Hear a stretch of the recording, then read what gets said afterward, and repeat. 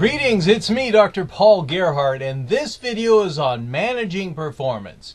Whether or not you are leading a small team or leading a large corporation or multinational corporation, you really have to understand that managing performance is one of the most important things that a leader can do. So after watching this video, you really should be able to have a better understanding of what the most effective leaders do in order to help make sure that employees are doing what they should be doing, and then recognizing some of the skills, tips, and techniques in order to be more effective as a leader. So let's get right into this video.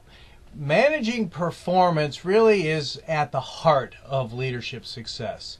It's important, of course, to have a vision, have clear values, recognize what your leadership qualities are and align them with accomplishing organizational goals, and really being able to recognize your leadership position and how you use your power to effectively accomplish organizational goals really is important. So effective leaders really have to have three basic skills in order to manage performance effectively. Number one, it's all about communication. So being able to clearly communicate your goals. Two, helping others succeed by coaching people. And then three, correcting performance. Let's face it, our employees are not machines, they're human, and sometimes they miss the mark. So if you want to be an effective leader, you really have to be able to recognize that that people are open to learn, and being able to help people do things better means being able to correct the performance. So performance planning really needs to take place. First of all, you need to establish direction and clarity on each assignment. And two, provide a foundation in which the performance can be developed and evaluated. Remember, what gets measured can be improved. So you have to have very clear measures in place. Performance coaching involves essentially two things. First of all, it involves developing and encouraging people. And secondly, it helps individuals grow and fulfill their personal potential.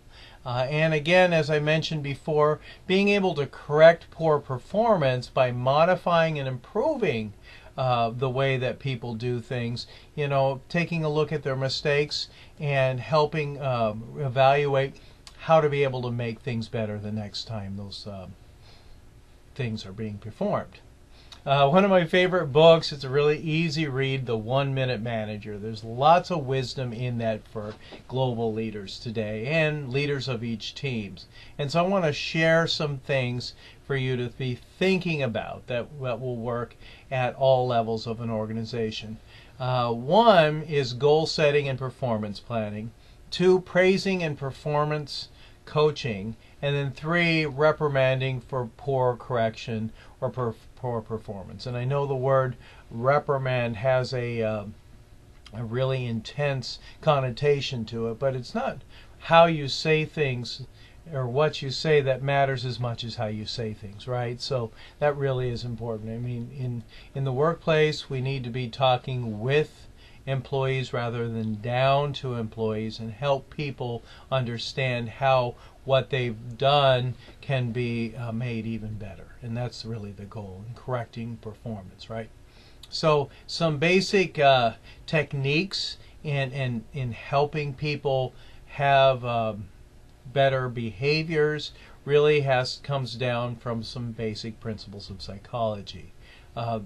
Being able to focus and energize behavior in the right direction, motivating people and keeping them on track, giving feedback and reinforcing positive behaviors or modifying behaviors that need to be improved, and then really praising and recognizing excellent performance as it happens. So people have a clear understanding of what's expected, and you have to reinforce that, right?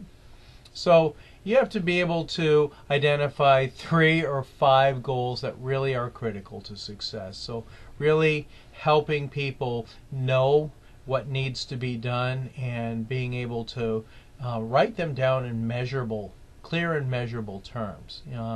Think about being able to do it on a single sheet of paper for those 3 to 5 goals and having less than 250 words.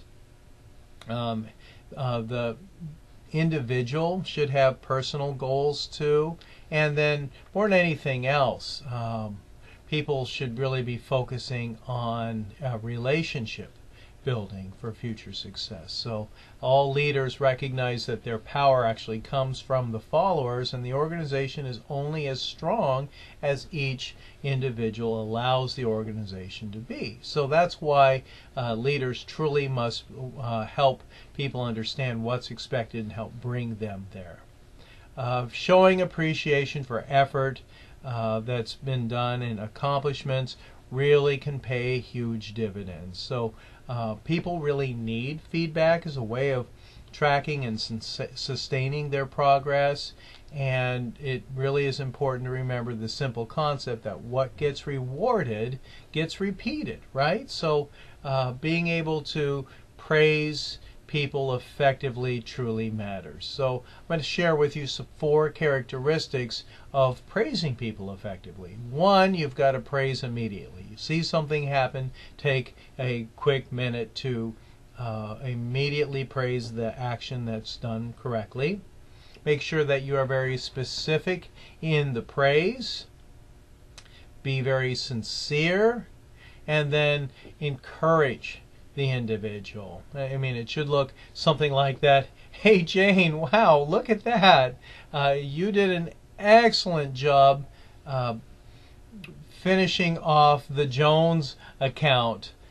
Because of you, they're going to come back and tell their customers about the products that we have to offer. I really appreciate the hard work that you put into this account. I hope you're doing this with all the rest of your accounts. You're doing an amazing job. Something to that effect. So it really is important to practice and really think about how would that be received by the other individual. On the other hand, reprimanding in order to correct action is also important. And again, you need to do it immediately. You need to focus on the behavior, make sure that you're sincere in wanting the correction to be made, and then encourage the individual. So you're not beating a person down, they're human. You want them to come back and you want them to feel like a valuable part of the team, but you also need to help them recognize how their mistake could have consequences on the organization. Hey John, I noticed that when you submitted your report, you left out the metrics form. It really is important that you include the metrics in every report so that we can understand how our budget and goals are being met. Would you please make sure that before you submit this that you double check to make sure all the parts of the form are done. You really are a valuable member of our team, and I'm hoping that everybody can be on the same page and help us make sure that we get all the reports in on time so that we can serve our customers well. So anyway, I just threw that together. Probably not the best job, but again, what you really need to focus on is immediate correction. Don't wait till, hey John, 3 months ago you made this mistake that I want to tell you about. I keep forgetting to tell you. That's not going to be very effective. And then focus on the behavior. This isn't a personal thing. You have to be sincere about needing the correction, human to human, and encourage the person to do well. I mean, you don't want them to leave. You don't want to be the reason why they leave. So help people feel truly valued. When you're a leader, you really have to have clear performance objectives in place. So in order to have performance objectives, you really need to recognize that there are 4 major areas: quantity, quality, timeliness, and cost. So quantity is usually the most important method of measuring performance. Quality is one of the most important areas for which standards apply. Timeliness includes time factors as meeting deadlines and absenteeism. And then cost, which includes the 4 M's of management: manpower, material, machines, and methods. So performance reviews help people understand how they're meeting organizational goals, and it really is important that you keep an open line of communication. It's important to help keep people motivated, and it gives peace of mind to both the employer and employees. It's not time to beat an employee up. You should be coaching people along the way. And so if you want to conduct effective performance reviews, you really have to be prepared. And you probably should get training from your human resource people on what that should look like, because you may be abusing the system and not even realizing. So preparation, implementation, and then follow-up really are the key aspects in performance reviews. So let's talk about performance reviews. What to do before the performance review. So if you are an employee, and we all have someone that we repeat to, you should really consider your strong points and formulate a plan to utilize those strengths fully. Determine the areas in which you need to improve and devise a plan to strengthen your performance in these areas. Think about what your supervisor can do to help you improve. As a supervisor yourself, you really should consider your employees' strong points and think about how you can reinforce and capitalize on those. Remember, great managers leverage the strengths of each employee. Think about your employees' weak areas and consider actions for improvement. So don't just come and say you've got a problem. Help, be a part of the solution.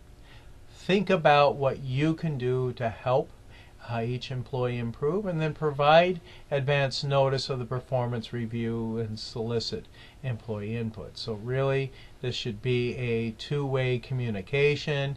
You should be prepared. It's not your time to beat up your employee. It's time to help your employee see what they've done well and see their areas for improvement. So in performance reviews, explain your strengths and weaknesses. Be thorough in expressing each one. Discuss issues that may not be apparent, and things that may have hindered the performance. Being able to help the person want to improve future in performance, and you can't dwell on past mistakes. It really is important to save face with the employee. Don't blame things on them. They're humans, and put yourself in their shoes. How would you feel if you were in their place? And more importantly, how would they feel? So you have to really kind of do the platinum rule rather than the golden rule. So platinum rule is about treating others as they wish to be treated. So that means you have to get to know them. So think about what you can do to help the person improve, and be aware of attitudes and perceptions, because you may not know what you don't know. And then really being able to set down clear guidelines to help follow up on making sure that things that were agreed upon were improved. So after performance review, develop systems of checks and reminders to be sure that performance objectives are being met. You, as a leader, are very, very busy, but you really need to make sure they're getting done properly. Show the employee that you want him or her to succeed, and provide positive reinforcement for progress that's being made in accomplishing each of the objectives. One of my favorite performance reviews is something called a multi-source evaluation, or otherwise known as 360-degree feedback. And this is a great way for people to get a better understanding of how they're doing. People above, below, and with you, and then personal evaluation too. And so if you think about it, 90% of Fortune 1000 companies use some sort of multi-source assessment.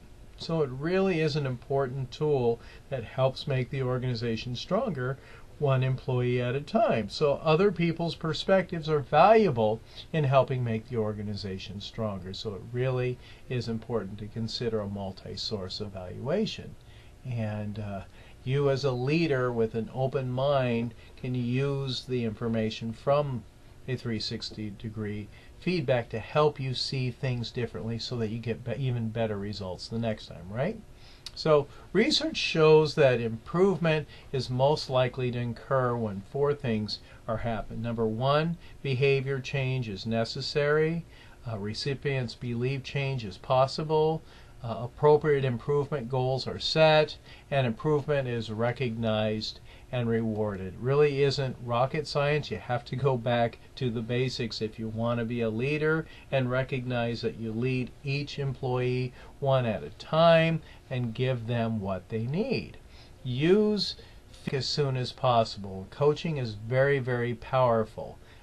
You can help realign people to do things even better if you take time to really observe things. So recognize that you can't change people's personalities. You have to focus on behaviors. And so you hired the employee, or someone hired the employee. It's your job to help that employee want to do things even better. Link feedback to learning and performance goals. So you've got to be able to help people know what's understood and then help coach people along the way and help them see how they're accomplishing that. And then align improvement goals with key results for the organization. So help people understand what they do, how what they do makes a difference, and how they fit into the bigger scheme of things. And so that really is the goal. And then coach them for improvement, not just final results. So recognize that everybody should want to give their very best, and everybody's very best is different. So let's finalize this by saying recognize and retain high-performing employees. Reinforce and develop the skills and attitudes of people who are middle performers, and confront and correct or dismiss low performers. Ultimately, you want to keep employees who want to be there, and you don't always know what you don't know. So really work with employees to help them be the best they can. They're spending about 1/3 of their life at work, and whether or not you're a team leader, a middle manager, or a top executive, the people that are reporting to you must truly feel like a valuable member of your team and have clear understanding of what they're doing and also how they can improve, because every organization is only as strong as each employee allows it, and every employee is only as strong as every leader helps them be and allows them to see their potential. All right, thank you so much for taking your valuable time and watching this video. I hope I've given you some information that you could apply today. And even more importantly, I hope that you have a great day, because only you get to choose how you feel about it. I'm Dr. Paul.